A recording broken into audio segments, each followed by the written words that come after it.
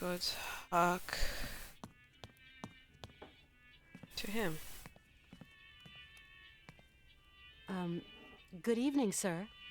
Good evening, milady, and welcome to the famous Circus Cabaret, haven of all known pleasures and human arts. How may I be of service to you? I've just arrived here. My name's Walker.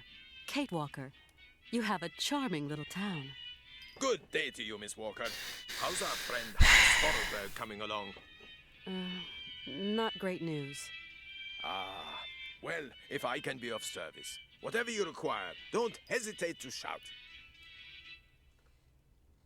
Tell me, Mr. Sirkos, it was you who took in that little girl Malka into your care, wasn't it? I just couldn't bear to leave a little girl like that. What happened to her mother? Oh, a gypsy woman fleeing God knows what monkey business. She got here half dead and crazed with fever. The monks helped her, isn't that right? You could say that. When they stopped being high and mighty, they took her up to their monastery for treatment. But it was far too late for the poor girl. Them old crows make up their own rules. They'd leave a man to rot rather than get their habits dirty. I don't like 'em one bit, Miss Walker. What rules are you talking about? It's a phony old custom.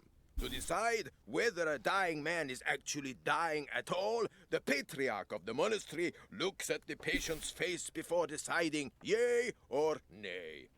But how? I don't understand. Yeah, do I. Kind of make this print of the face on a piece of cloth, you know, like the Shroud of Jesus in the Bible. Oh. Mr. Sirkos, I'm worried about Hans's health. Dang, it's all my fault. Never should have asked him to do me that favor. What do you mean, favor? No major work or anything, just to get my wind-up Broncos bucking again. Oh, don't blame yourself. Hans was already ill before he came to see you. You've got nothing to do with it. Yeah, if you didn't do what I did, like, I done it definitely, but I done this like so many times, I'm starting to get fed up with it. While you sit exploring the town, trying to find gas, you go into this bar before that cutscene, and you have a chat with him. You look at the automaton horses, and you talk about Hans. And turns out his Hans and your Hans are both one and the same people. So, in other words, he asked you to tell Hans to come down, have a chat with his friend, and see if he can get those old automatons, well, horses automatons to work for. He doesn't know how to. And then once you got the gas, the coal, of course you saw the cutscene and whatnot.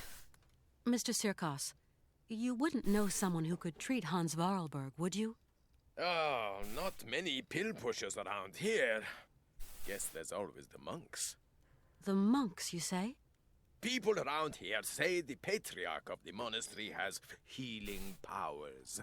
They also say he's a dingaling, a bit of a fanatic, if you know what I mean. Well, whatever. I have no choice. Mr. Sirkos, could you please introduce me to the patriarch of the monastery? Want my opinion? Best stay right away. Oh, why's that? Have you ever heard a showman and a priest sing No. a duet together? They think my cabaret is a den of debauchery, and that I'm a funky old miscreant luring lambs from the altar. Really, Mr. Sirkos, we're not in the 19th century anymore. But we're not too far here, Miss Walker. Believe me, best I don't put my finger in that pie. What pie? Do the monks have a telephone? They don't even have electricity. You'll have to go up there in person, Miss Walker. Then try to convince them to take care of your friend. How do you get up to the monastery? When you go out of here, turn right. You can't miss it. Thanks a lot. And we asked him about the I shroud. must confess I don't really understand this Shroud story. You'll see, just outside the village, the monks have put this kind of iron box. A box containing a pile of linen sheets. When you put one of these sheets over the face of the sick man, it has the curious property of soaking up all his sweat and juices. So effective it is that all the features of his face can be seen on the cloth. And so the old patriarch looks to this print to form his diagnosis? At least what he can judge is whether that face on the shroud is sick enough to get dragged up those rocks to the monastery and be treated by him. I suppose anybody can take a cloth from the crate if he needs it? You suppose wrong, Miss Walker. One person has charge of the distribution of the said shrouds, and that's Malka. She sure is proud of her position. The patriarch himself gave her the responsibility, and that kid ain't giving it up for no man, believe me. I've got to go now. Go quickly, Miss Walker, and good luck. Mighty kind, Mr. Sirkos. We got the information that we need, so we have to go to Maka and have a conversation with her, so that way she would give us something to get this shroud. And while I'm at the bridge, I will go and try to cross over. How is it going? Since he was really young, Hans has dreamed of a land called Syberia. Syberia doesn't exist. It's just a story they tell kids to make them sleep. And I'm no kid anymore. I believe the story, though, Malka. So, you're going to have to help your friend, Kate. He told me why they couldn't treat her at the monastery. Yes, Kate. Sometimes people get too sick and there's nothing that can be done. Is your friend too sick? I hope he isn't.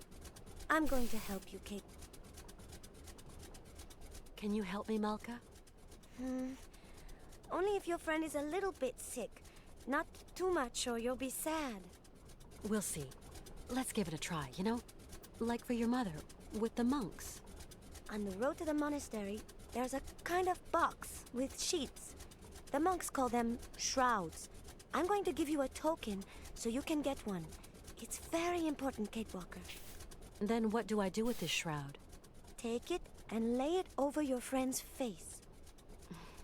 Okay. Is that it? I'll give it a try. She's gonna give us this token. But Thank there's you for your help. but Come the, back and see me. I like you, Kate. God. Alright, there's a way, like, once you get the shroud, you go back to the train, put on Hans's face, then you go out of the train, go back all the way to the bridge, where you got the shroud. But here's the thing I'm gonna do. I'm gonna get the shroud, cross over, then she should say something by her being, she needs to be warm. And while I do that, I could go to the merchant, get the clothes that I need, so that way I could kill It's really a bit too cold. So that way I could kill two birds with one stone. So first I'm going to cross over the bridge by doing that.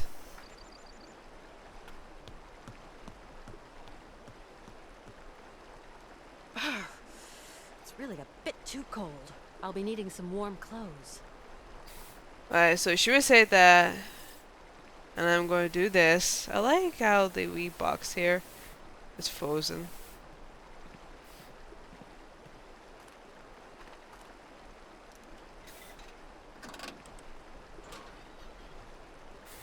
Right, so I'm going to get that.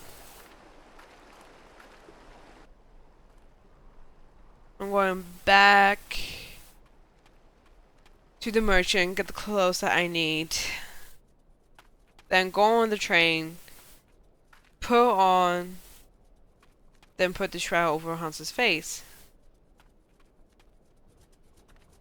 And that would take, and I would go to the monastery, talk to this weird dude about a white raven, but he calls it in a different name, and it's a Latin name. So, go in here, have a word with him. Colonel, please, can you help me? What can I do for you, Miss Walker? On the From train. what I've heard, Colonel, the patriarch of the monastery is some kind of hero. Oh, I didn't mean to click that one. I'm just an old Cossack. And to me, there's only one real remedy for everything. A good shot of vodka. And that'd finish off poor Hans for sure. I want to go up to the monastery, but it's so cold outside. Would you have some warm clothes to loan me? Maybe so. I might find what you want up in the attic. I'll get the ladder out. I'll pay you for what I use, of course. Don't you worry, Katyushka. You're a true ray of sunshine in this dusty old shop. And we don't see sunshine here every day. Is Katyushka not another word for You'll find money? something that'll fit you in the attic, I'm sure. Or was it something else? There you go, miss. I can't climb up there anymore.